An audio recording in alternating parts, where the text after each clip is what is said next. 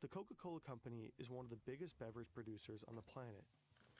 The conglomerate controls almost half of the global soda market, making billions in revenue every year. And one important way they sold their many drinks has long been soda fountains. In the olden days, ordering a soft drink would work like this. You'd walk up to the counter, place your order, and someone would pour your drink into a cup. Then self-service fountains arrived. Now you could fill your own cup at your own discretion. When you were a kid, this fountain was everything. You could mix yourself something truly undrinkable.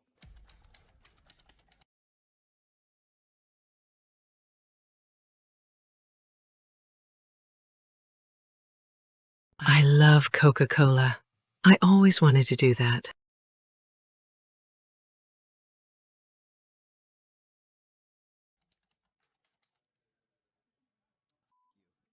However, in 2006, Coca-Cola and other beverage makers noticed something worrying.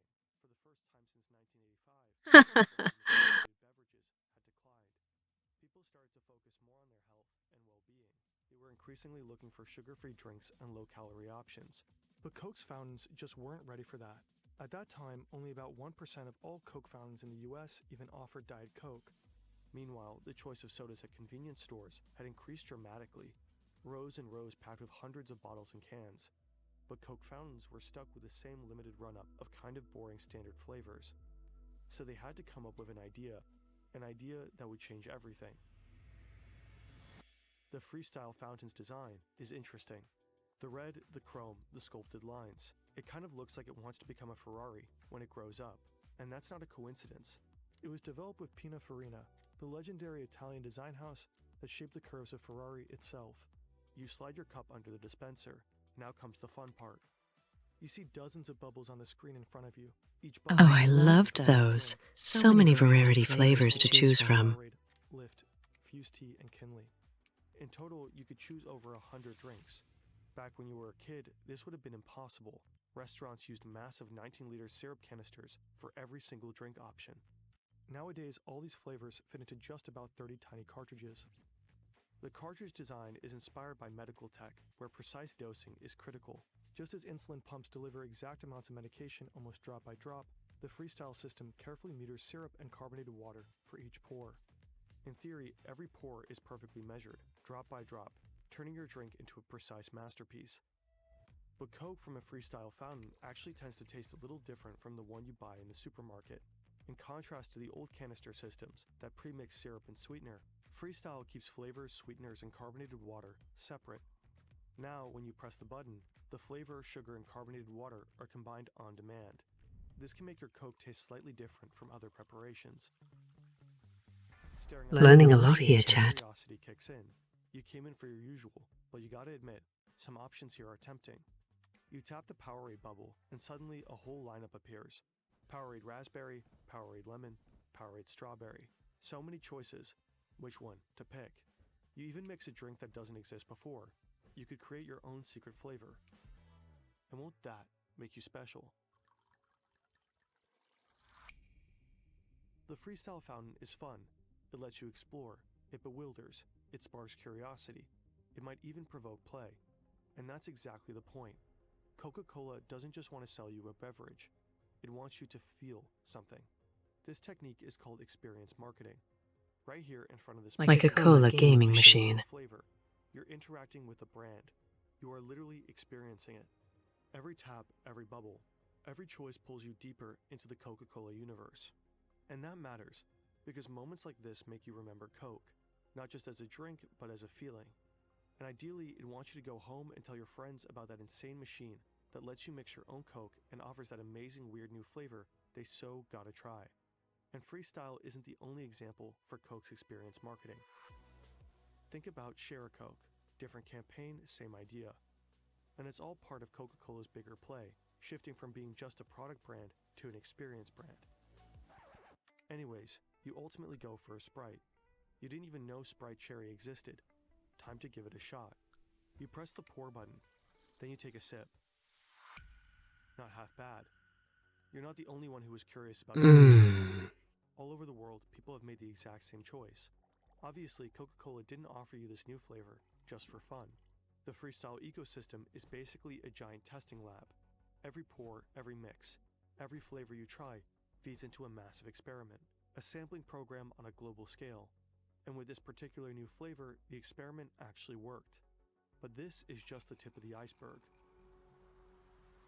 So like an algorithm. Coca-Cola launched the Freestyle in 2009. They packed it with cutting-edge technology. Reliable wireless networks like the ones we have today weren't exactly standard, so Coca-Cola built their own. The network they created links every Freestyle machine directly to Coca-Cola's back-end systems, which are managed through SAP software. Think of it as the company's brain. It keeps track of everything happening across all departments in real time. Every single day, over 50,000 Freestyle machines send data back to this brain. They report everything that's going on inside them, which flavors are being poured, what time of day they are consumed, or how much syrup is left. You might not experiment with your drink choices, but many other people do. That is how Coca-Cola discovered that people really like Coke Orange Vanilla, Sprite Cherry, Sprite Strawberry, and Coke Cherry Vanilla. Some of these flavors started as user creations, combinations people kept mixing again and again at the Freestyle machine. Others, like Coke Orange Vanilla, were developed by Coca-Cola. The more people got these, the stronger the signal became, and what started as a tiny bubble on screen ultimately moved into full production. Sure, you could argue the company might have released these flavors eventually either way, but with Freestyle, those decisions happen faster than before, and might be grounded in better data. But there's more. Drink on up, guys. Before Freestyle, staff had to manually check those giant syrup canisters. They probably used inventory sheets, maybe did a bit of guesswork, and called or emailed Coca-Cola to reorder. Freestyle completely transformed fountain logistics. Every night, the system collects data from this exact machine and figures out how many units of each cartridge needs to be delivered to the cinema. And it's not just based on what you and your friends poured yesterday. Algorithms predict demand and even factor in planned promotions for specific beverages. Want to ring in the new year with style and serious savings? Let me show you. Ashley has hot buys starting at just $2.99 during their New Year's sale. I got this sofa and the system calculates which cartridges need refilling and automatically creates the restocking orders. Those orders are sent straight to the distribution center, and from there, the cartridges are shipped directly to the fountain locations. Every Freestyle machine on the planet is quietly syncing. Think about how smart this is. With Freestyle, Coca-Cola can optimize their entire fountain supply chain, streamline inventory management, make restocks more efficient, and even improve their production schedule. It's probably safe to assume that this alone saves the company millions and millions of dollars along the way. If even Coca-Cola is tracking your data in real life, you won't be surprised to learn that your data is exposed everywhere, and there's nowhere to hide. Every click, search, and form you fill reveals tiny pieces of who you are. So genius of them. 6 or 7 times for your online comment war, that you don't understand the 6-7 meme, or that you enjoy mixing Sprite and Fanta. Disgusting animal. With data breaches rising every year, your personal information is at risk. Shady data brokers sell it, scammers use it, and even steal your identity. Not that anybody would want your particular identity, but, theoretically. If they did, they could take out fraudulent loans, open accounts in your name, and cause serious legal and financial headaches. This is where Incogni comes in. It tracks down your personal data across hundreds of sites, from data brokers to people's search platforms, and removes it repeatedly. With the custom removal feature, you can even send links to websites exposing your info, and Incogni will handle it for you. Just create an account, authorize Incogni, and take back control of your personal data. Get 60% off with our code FERNTEAM. Empress Vanta ID confirmed. Go protect yourself. Let's get back to Coke's genius machine, because, well, there's more. The data streams don't only report back. Marketers at HQ can push new campaigns straight to the Freestyle. It took a while to get to this level. Whenever Coke wanted to push a new campaign or change content, it required a full software update, during which the machine couldn't pour a single drink. Not exactly ideal, considering many fountains are located in high-traffic fast food chains. So in the mid-2010s, Coca-Cola integrated AirWatch, a modern device management platform. Now, instead of sending out a massive software update whenever marketers want to roll out a campaign, they could push tiny data packages. While receiving the configurations, the machines most likely stay fully operational. They simply download and display the new content, like this Halloween special. What happens next is called nudging. A new flavor might be the first bubble you see, or a short teaser video might just catch your eye. You're still free to pick whatever you want, but those gentle nudges make you more likely to experiment. Thousands of individual recorded choices to try some bizarre Halloween flavor, all feeding directly into Coca-Cola's product development. But wait a minute. This little black dot up there, is that A camera? Is this thing recording you? Well, Coca-Cola did plan to install a camera in one of their freestyle models. They even included it in their spec sheet and described it with the words, future capability for motion sensing and They're facial spying recognition. on you. This It's way, the they can UFOs. track every smile when you mix flavors, every frown when it doesn't taste right after a little test sip, literally observing which combos make you happy or annoyed. Every reaction is data. But could they really pull this off? At least in theory. In Europe, for example, strict data protection laws such as general data protection regulations would likely not allow this to happen. In the US, however, businesses and event venues are increasingly experimenting with facial analysis and recognition technology in public spaces, so hypothetically, it might be feasible there.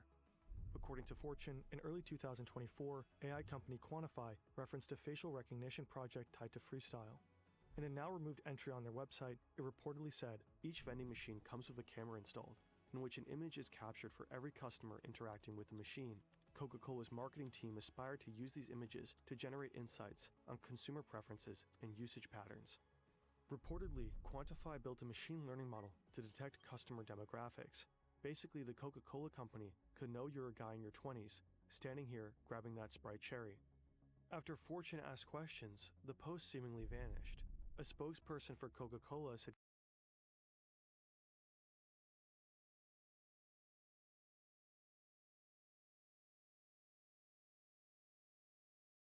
Yeah, I do not trust those camera. I bet mine is spying on me right now. that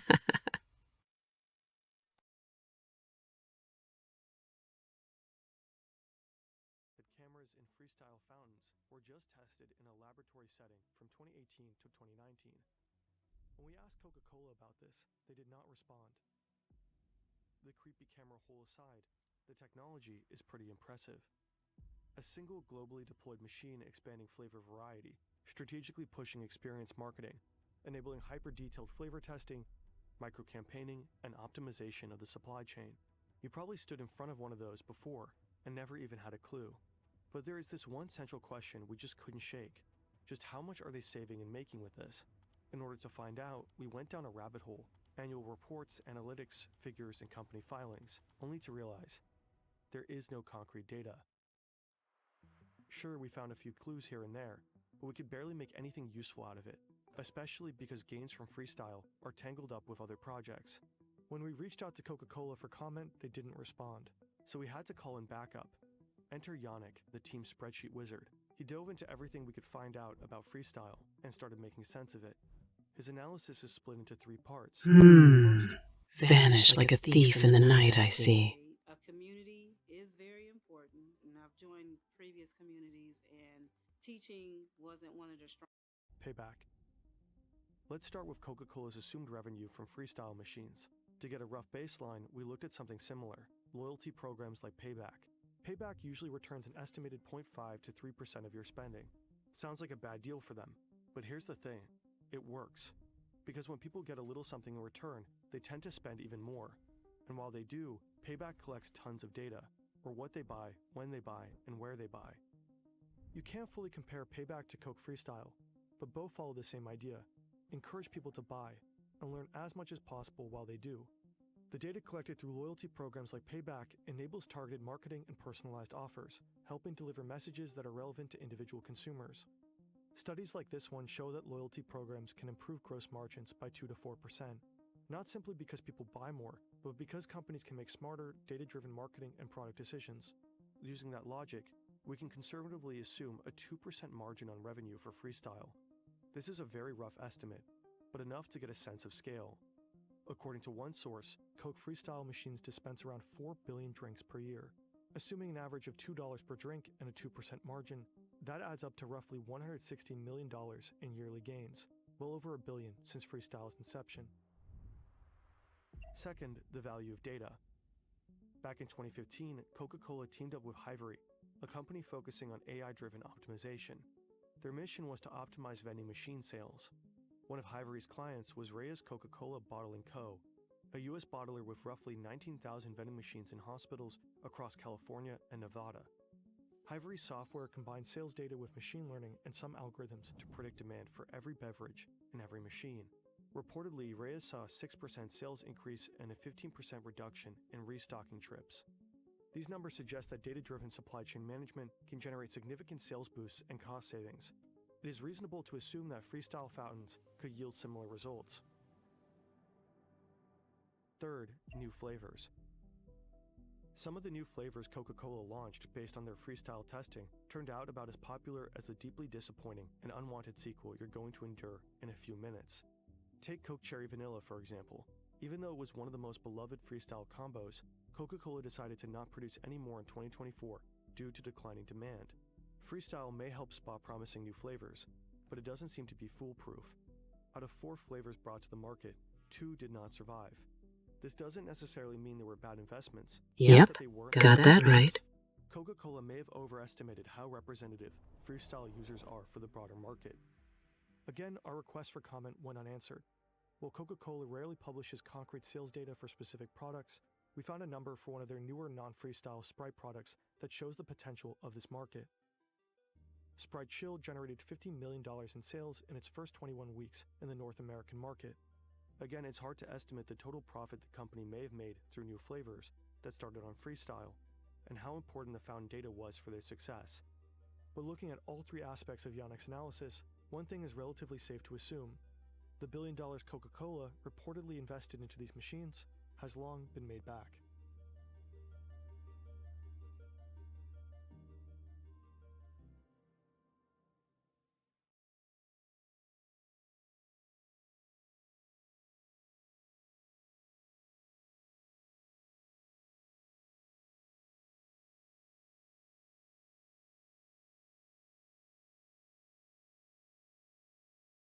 Alright guys, so that is the secret to many flavors.